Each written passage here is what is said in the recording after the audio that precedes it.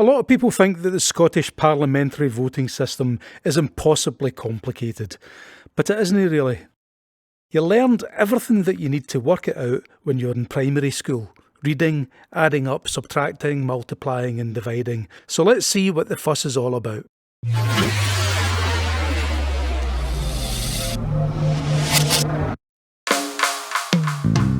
The Scottish Parliament in Holyrood has a total of 129 members or MSPs. Where do they come from? The people of Scotland vote for them. There are 8 voting regions, each with between 8 and 10 constituencies. So Highlands and Islands has 8 constituencies, North East Scotland has 10, West of Scotland has 10, and all the others have 9. So that's Mid Scotland and Fife, Glasgow, Central Scotland, Lothian, and South Scotland. Add up all the constituencies in each region and you get 73. So that's 73 seats out of 129. So what about the others? Well, in addition to the constituency seats, there are 7 regional seats available in every region. 7 seats times 8 regions equals 56 regional seats, also called list seats. Add them together with the constituency seats and we get our total of 129 MSPs.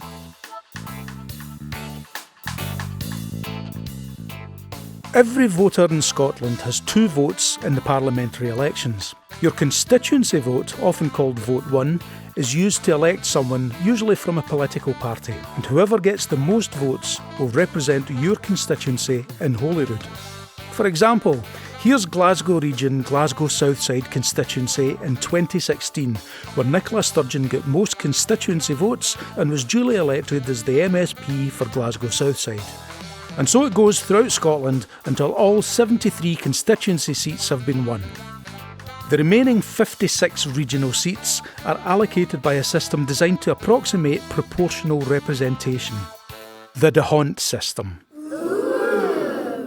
With your regional vote, often called the second vote or list vote, you choose which party you want to represent your region.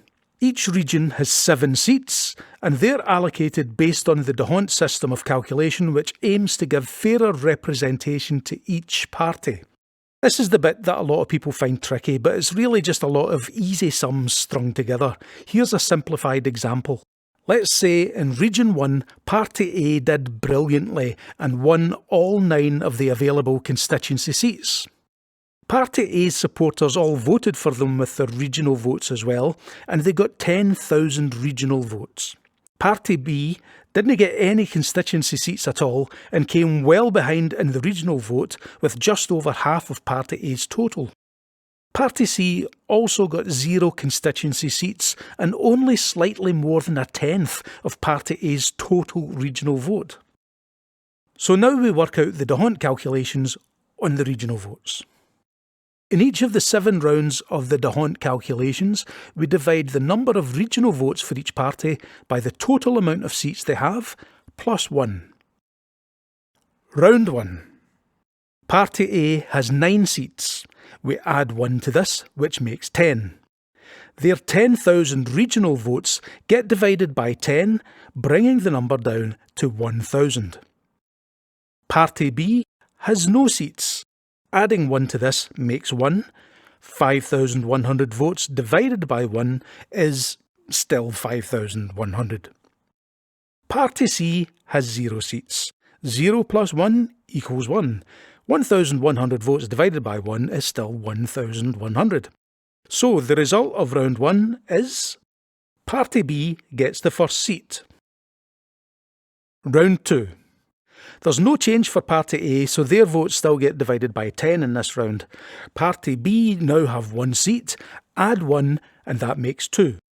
5,100 votes divided by 2 equals 2,550.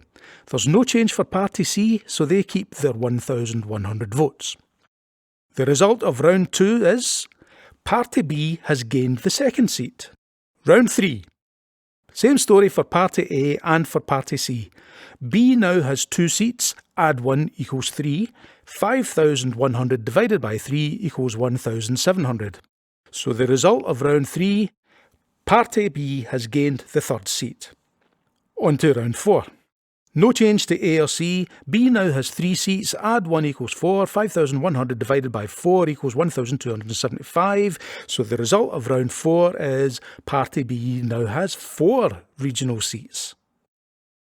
Round 5. No change to A or C. B has 4 seats. Add 1 equals 5. Divide 5,100 by 5 and you get 1,020. So the result of round 5 is Party C gets their first seat. Round 6, we're nearly there. No change to A. B still gets their regional seats divided by 5. C now has a seat, so plus 1 equals 2. 1,100 regional votes divided by 2 equals 550. Let's go. And Party B has gained their 5th seat with only 1 more round left. Into the final round. A are still having their regional vote divided by 10. B now has 5 seats plus 1, so their 5,100 votes are divided by 6, which brings them down to 850 votes. C's total is still halved to 550. So with the final calculations, Party A gains a seat at last. The system has worked and the seats are more proportionally distributed.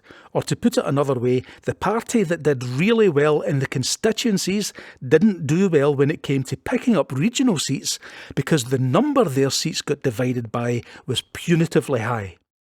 This voting system is repeated in each of Scotland's 8 regions until all 56 regional seats are allocated and Holyrood's Parliament has its total of 129 MSPs.